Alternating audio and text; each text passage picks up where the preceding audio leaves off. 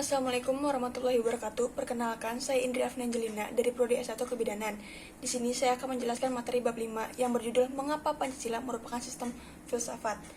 Pancasila sebagai sistem filsafat merupakan bahan renungan yang mengunggah kesadaran para pendiri negara termasuk Soekarno ketika menggagas ide filosofis Groundslike.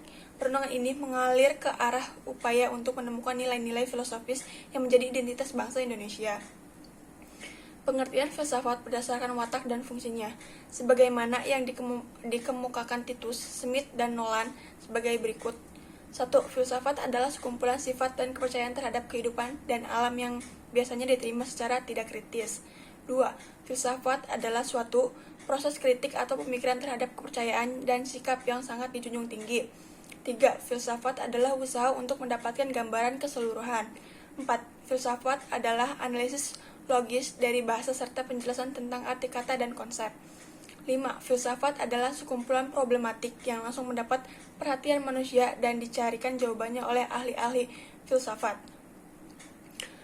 Nur Bakri menjelaskan bahwa Pancasila sebagai sistem filsafat merupakan hasil perenungan yang mendalam dari para tokoh kenegaraan Indonesia. Hasil perenungan itu semula dimaksudkan untuk merumuskan dasar negara yang akan merdeka. Selain itu, hasil perenungan tersebut merupakan suatu sistem filsafat karena telah memenuhi ciri-ciri berpikir kefilsafatan. Urgensi Pancasila sebagai sistem filsafat atau yang dinamakan filsafat Pancasila, artinya refleksi filosofis mengenai Pancasila sebagai dasar negara. Faedah filsafat. 1. Pertama, faedah terbesar dari filsafat adalah untuk menjajaki kemungkinan adanya pemecahan-pemecahan terhadap problem kehidupan manusia. Jika pemecahan itu sudah diidentifikasikan dan diselidiki, maka menjadi mudahlah bagi manusia untuk mendapatkan pemecahan persoalan atau untuk meneruskan mempertimbangkan jawaban-jawaban tersebut. 2. Filsafat adalah suatu bagian dari keyakinan-keyakinan yang menjadi dasar perbuatan manusia. Ide-ide filsafat membentuk pengalaman-pengalaman manusia pada waktu sekarang. Filsafat adalah kemampuan untuk memperluas bidang-bidang kesadaran manusia agar dapat menjadi lebih hidup, lebih dapat membedakan, lebih kritis, dan lebih pandai.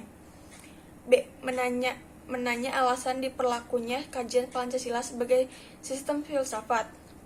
1. Filsafat Pancasila sebagai genetivus objektivus dan genetivus subjektivus. Pancasila sebagai genetivus objektivus artinya nilai-nilai Pancasila dijadikan sebagai objek yang dicari landasan filosofisnya berdasarkan sistem-sistem dan cabang-cabang filsafat yang berkembang di Barat.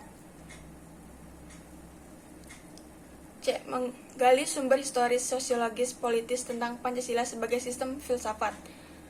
1. Sumber historis Pancasila sebagai sistem filsafat. Sumber sosiologis Pancasila sebagai sistem filsafat dapat diklasifikasikan ke dalam dua kelompok.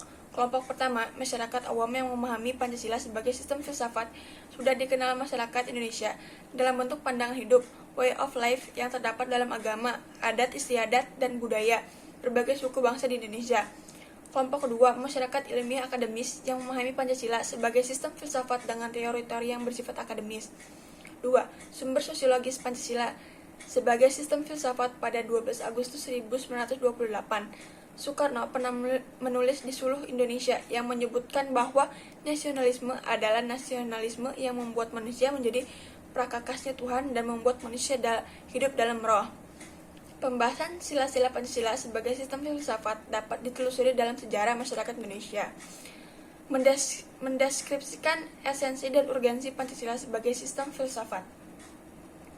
Dimensi realitis mengandung makna bahwa nilai-nilai dasar yang terkandung dalam dirinya bersumber dari nilai-nilai real yang hidup dalam masyarakat. Hal ini mengandung arti bahwa nilai-nilai Pancasila bersumber dari nilai-nilai kehidupan bangsa Indonesia. B. Dimensi idealitas mengandung cita-cita yang ingin dicapai dalam berbagai bidang kehidupan bermasyarakat, berbangsa, dan bernegara. Hal ini berarti bahwa nilai dasar Pancasila mengandung adanya sekaligus juga berarti bahwa nilai-nilai Pancasila harus dijabarkan dalam kehidupan nyata sehari-hari, baik dalam kaitannya dengan kehidupan bermasyarakat maupun dalam segala aspek penyelenggaraan negara. C. Dimensi fleksibilitas mengandung relevansi atau kekuatan yang merangsang masyarakat untuk mengembangkan pemikiran-pemikiran baru tentang nilai-nilai dasar yang terkandung di dalamnya.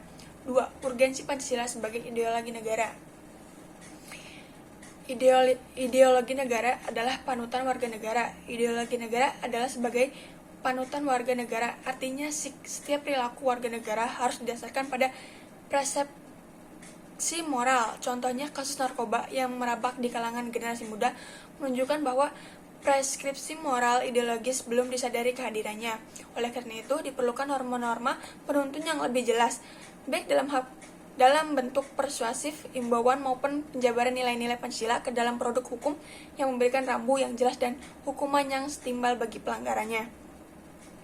B. Ideologi negara sebagai penolakan terhadap nilai-nilai yang tidak sesuai dengan sila-sila Pancasila. Contohnya kasus terorisme yang terjadi dalam bentuk pemaksaan kehendak melalui kekerasan. Hal ini bertentangan nilai toleransi, berkeyakinan, hak-hak asasi manusia, dan semangat persatuan.